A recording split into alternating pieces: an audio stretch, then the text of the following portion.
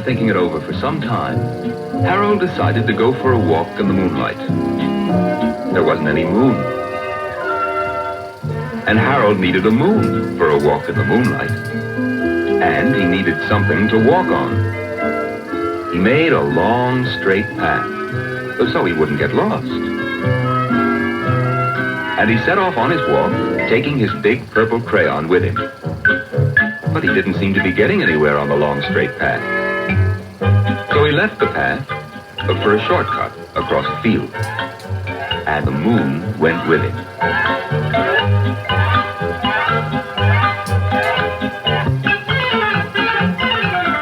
The shortcut led right to where Harold thought a forest ought to be. He didn't want to get lost in the woods.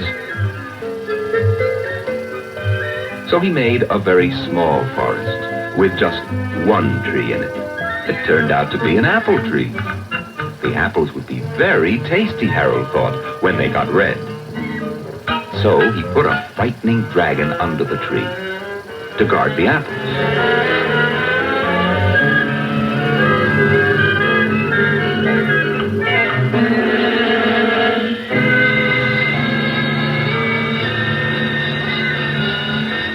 His hand holding the purple crayon shook. Suddenly he realized what was happening. But by then Harold was over his head in an ocean.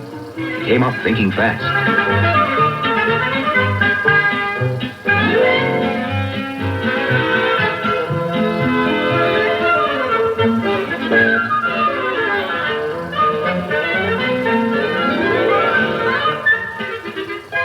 He quickly set sail. And the moon sailed along with him. After he'd sailed long enough, Harold made land without much trouble.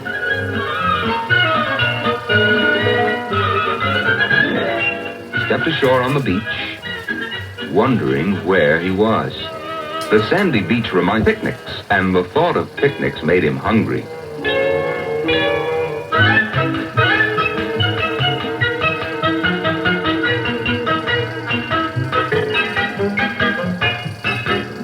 There was nothing but pie. But there were all 9 kinds of pie that Harold liked best. When Harold finished his picnic, there was quite a lot left over.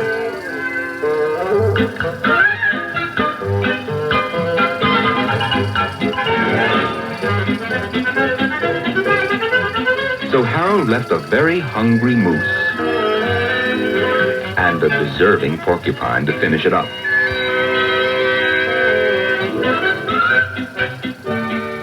And off he went, looking for a hill to climb, to see where he was. Harold knew that the higher up he went, the farther he could see.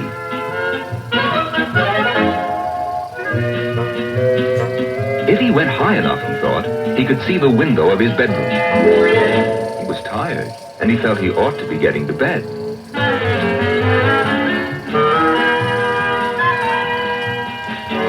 But as he looked down over the other side, he slipped.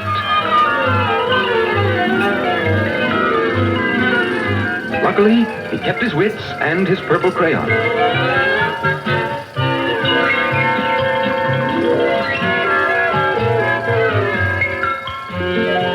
He had a fine view from the balloon. But he couldn't see his window. He couldn't even see a house.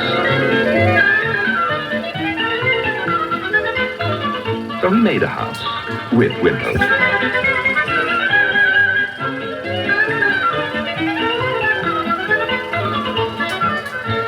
None of the windows was his window.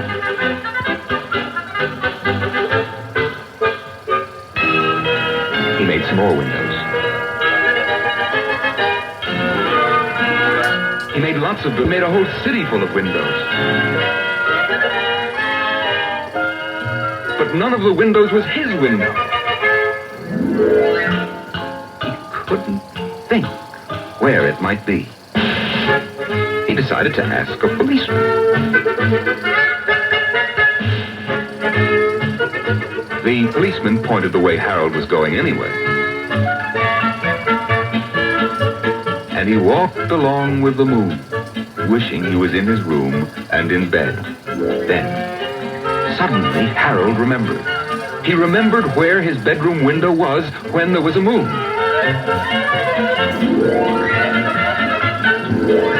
It was always right around the moon.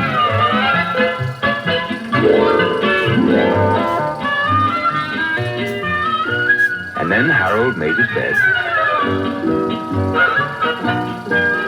got in it, and he drew up the covers. And Harold dropped off to sleep.